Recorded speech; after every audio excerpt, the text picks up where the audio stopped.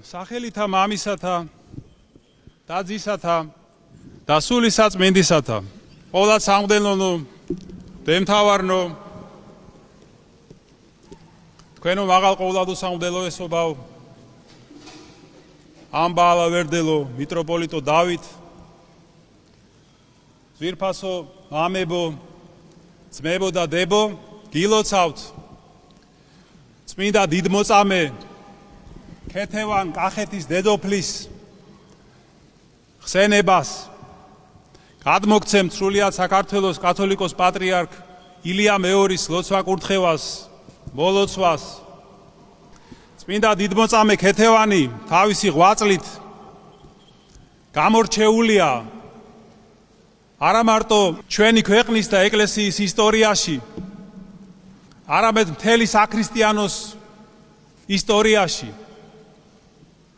როგორც იცით შარშან შესრულდა 400 წელი მისი მოწამეებრივი აღსასრულიდან და სრულიად საქართველოს კათოლიკოს პატრიარქ ილია მეორის ლოცვა-კურთხევით მთელი წელიწადი მიეძღვნა მისი ღვაწლის აღნიშვნას და ეს თარიღი წინ უძღვის საქართველოში ქრისტიანობის სახელმწიფო რელიგიად გამოცხადების 1700 წლის თავს რომელიც გაისათ უნდა ვიზეიმოთ ჩვენ 2026 წელს, მაგრამ მზადება უკვე დაწყებულია ამ თარიღისთვის. და ჩვენ დღეს აქ შევიკრიბეთ, რომ კიდევ ერთხელ გავიხსენოთ დიდმოწამე ქეთევანის ღვაწლი და შევავედროთ მას ჩვენი ქვეყანა და ჩვენი ეკლესია. წმინდა იოანე ოქროპირი გვასწავლის, რომ წმინდა მოწამეები ყოველგვარ ციურ სხეულზე და 1000 მზეზე უფრო მეტად წყინავენ და ანათებენ. და აი მათგან მოსული, მათგან გამომავალი სინათლე იმდენად ძლიერია, რომ ეშმაკსაც კი უბრმავებს მზერას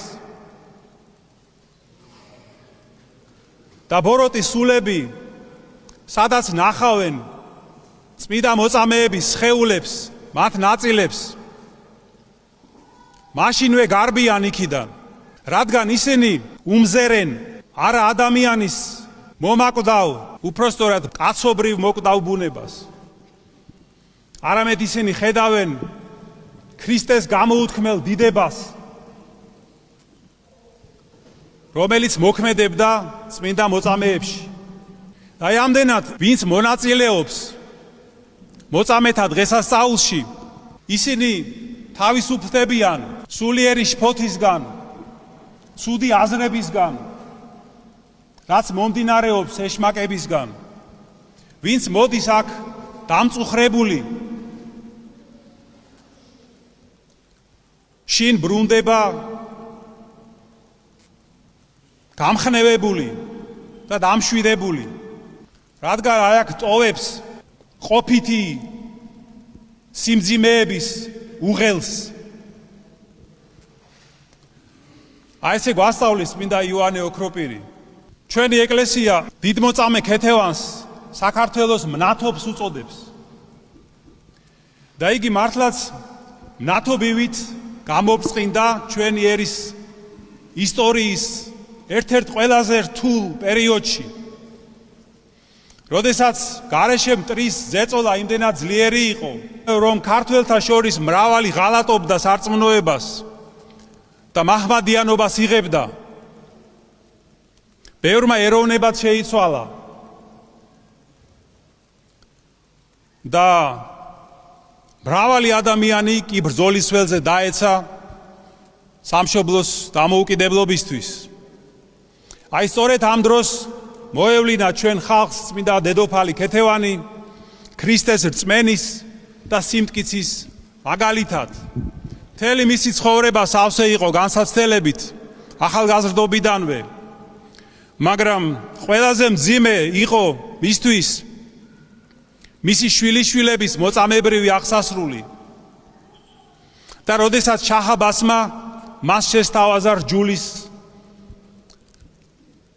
გამოცვლა და მაჰმადიანობის მიღება და მისი ცხოვრების ბოლო წლები, რომლებიც მან ტყვეობაში გაატარა, სასტიკი წამებით დასრულდა.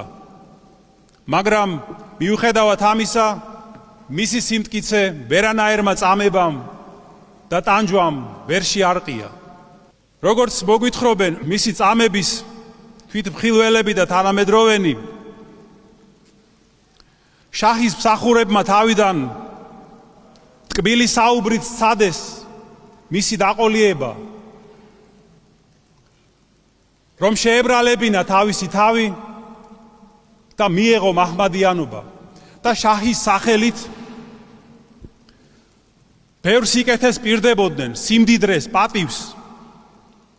მაგრამ შეუდრეკელმა დედოფალმა მიუგო, რომ ვერც სიმდიდრე, ვერც ვერანაირი დანაპირები, ვერც შიში და მუქარა, ვერც სიკვდილი უარს ვერ ათქმევინებს მას ქრისტეს რჯულზე. და ეს შაჰის მსაჯულები აღფრთოვანდნენ ასეთი მისი სიმტკიცით. მაგრამ მაინც სცადეს ერჩიათ, რომ შეეცვალა რჯული, ვინაიდან მისი ასეთი გადაწყვეტილება ურყევი და მტკიცე აუცილებლად წამებამდე მიიყვანდა და უთხრეს, რომ შაჰმა ბრძანა უსასტიკესად ეწამებინათ იგი.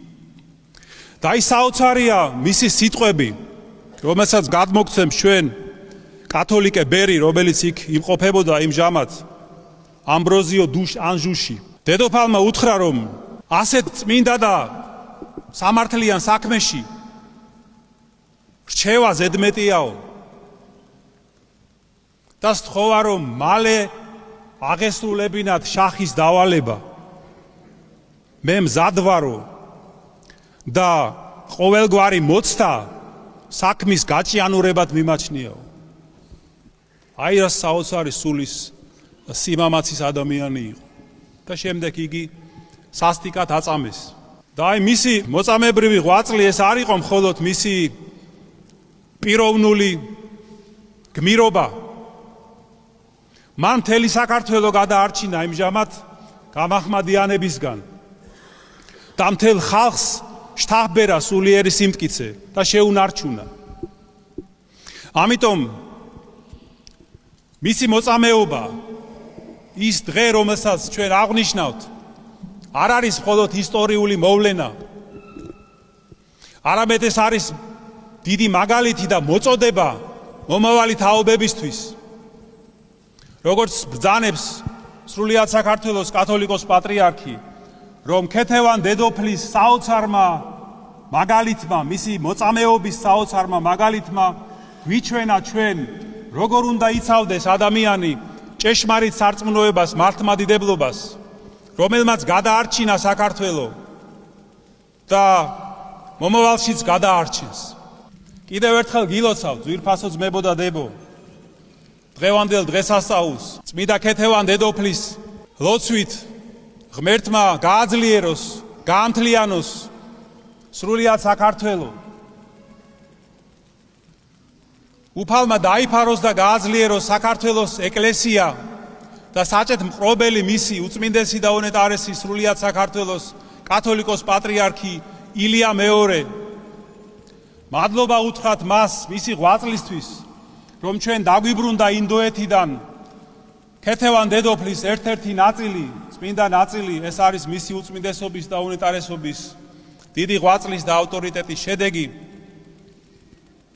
ღმერთმა დალოცოს ალავერდის ეპარქიის სამღვდელოება, სამონაზნო დასი და მრევლი მისი მაღალ ყოვლადუსამღვდელოესობის ამბა ალავერდელის დავითის წინამძღოლობით, რომელიც ასე ღირსეულად უძღვება ამ ეპარქიას და ასევე ამასთან ერთად საქართველოს საპატრიარქოში ხუროთ მოძღვრების საბჭოს, რითიც მისი მაღალ ყოვლადუსამღვდელოესობა მონაწილეობს და დიდი წვლილი შეაქვს საქართველოს ეკლესიის აღმშენებლობის საქმეში კათოლიკოს პატრიარქ ილია მეორესთან ერთად. დიდი მადლობა ძვირფასო მეუფე თქვენი ღვაწლისთვის, ასეთი თბილი მიღებისთვის, დახვედრისთვის და ძმური სიყვარულისთვის, რომელიც თქვენ ყოველთვის გახასიათებთ. კიდევ ერთხელ ჩვენ ახტაცებას ვერ მალავთ, ვერ ვფარავთ ქეთევან დედოფლის პიროვნებით, მაგრამ ჩვენ მან აქ შევკრიბა ძვირფასო ძმებო და დებო, არა მხოლოდ იმისთვის, რომ გავოცდეთ მისი გმირობით,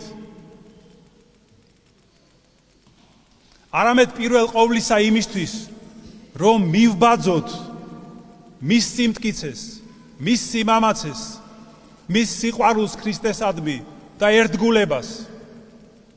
სწორედ ასეთი უნდა იყოს მოწამეების თაყვანისცემა.